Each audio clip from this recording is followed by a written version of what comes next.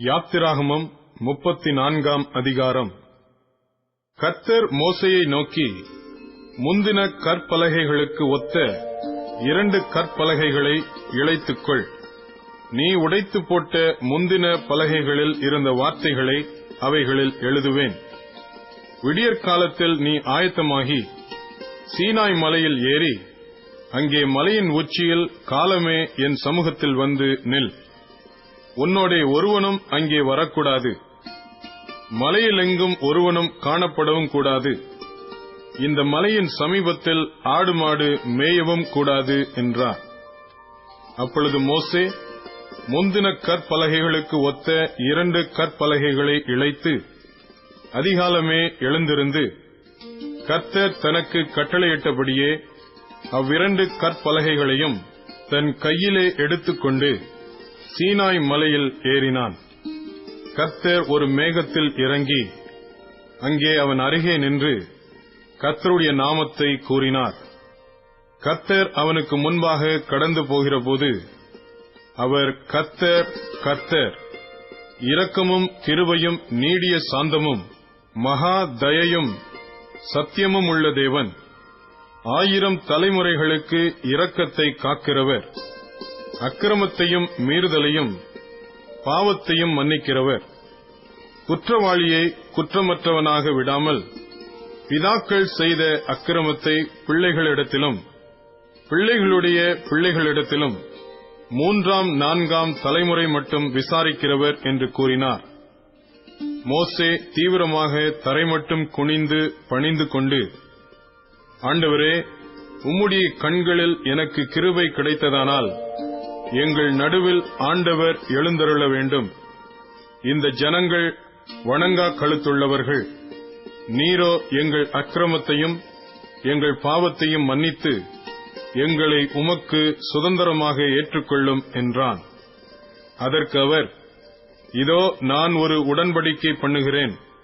பூமி எங்கும் எந்த ஜாதிகளிடத்திலும் செய்யப்படாத அதிசயங்களை உன் ஜனங்கள் எல்லாருக்கும் முன்பாகவும் செய்வேன். உன்னோடே கூட இருக்கிற ஜனங்கள் எல்லாரும் கர்த்தருடைய செய்கையை காண்பார்கள். உன்னோடே கூட இருந்து நான் செய்யும் காரியம் பயங்கரமாயிருக்கும். இன்று நான் உனக்கு கட்டளையிடுகிறதை கைக்கொள். எமோரியனையும் கானானியனையும் ஏத்தியனையும் பெரிசியனையும் ஏவியனையும் எபூசியனையும் உனக்கு முன்பாக துரத்தி விடுகிறேன். நீ போய் சேருகிற தேசத்தின் குடிகளோடு உடன்படிக்கை பண்ணாதபடிக்கு எச்சரிக்கையாயிரு. பண்ணினால் அது உன் நடுவில் கண்ணியாயிருக்கும். அவர்களுடைய பலிபீடங்களை இடித்து அவர்கள் சிலைகளை தகர்த்து அவர்கள் தோப்புகளை வெட்டி போடுங்கள். கர்த்தருடைய நாமம் எரிச்சல் உள்ளவர் என்பது. அவர் எரிச்சலுள்ள தேவனே. ஆகையால் அந்நிய தேவனை நீ பணிந்து கொள்ள வேண்டாம்.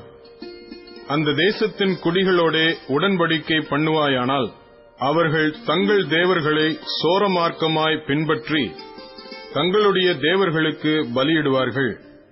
ஒருவன் உன்னை அழைக்கையில் நீ போய் அவன் பலியிட்டதிலே புசிப்பாய். அவர்கள் குமாரத்திகளில் உன் குமாரருக்கு பெண்களை கொள்ளுவாய்.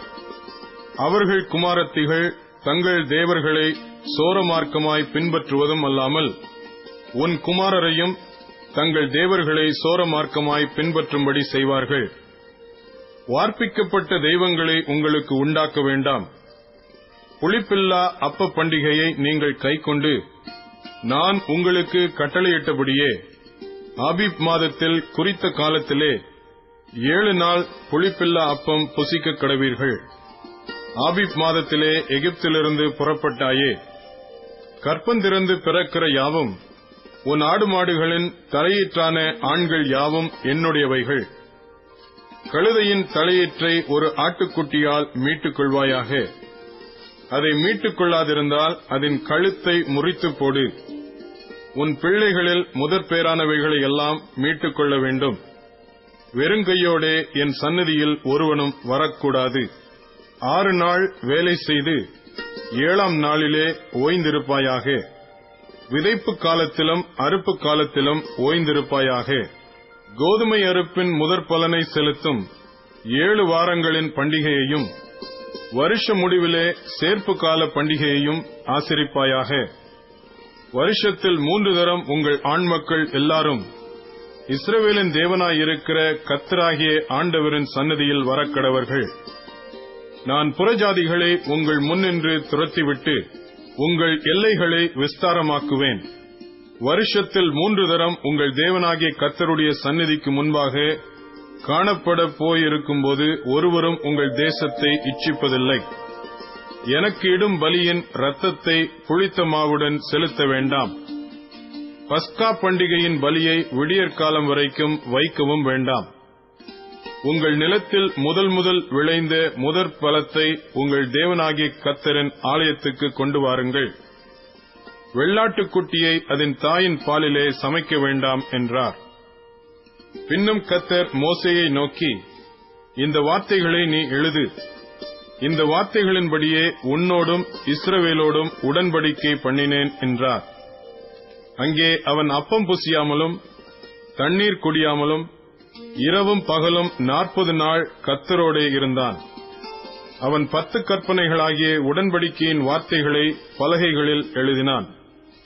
மோசே சாட்சி பலகைகள் 2ஐயும் தன் கையில் எடுத்துக்கொண்டு சீனாய் மலையிலிருந்து இறங்குகிற போது தன்னோடே அவர் பேசினதினாலே தன் முகம் பிரகாசித்திருப்பதை அவன் அறியாதிருந்தான்.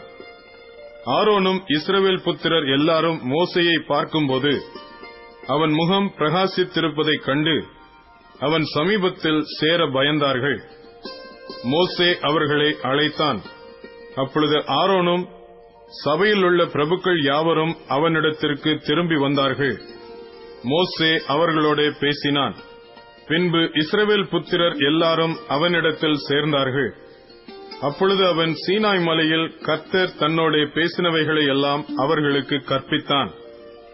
மோசே அவர்களோட பேசி முடியும் அளவும் தன் முகத்தின் மேல் முக்காடு போட்டிருந்தான்.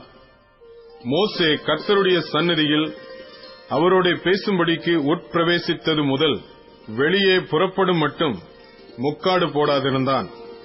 அவன் வெளியே வந்து தனக்கு கற்பிக்கப்பட்டதை இஸ்ரவேல் புத்திரரோட சொல்லும்போது இஸ்ரவேல் புத்திரர் அவன் முகம் பிரகாசித்திருப்பதைக் கண்டார்கள்.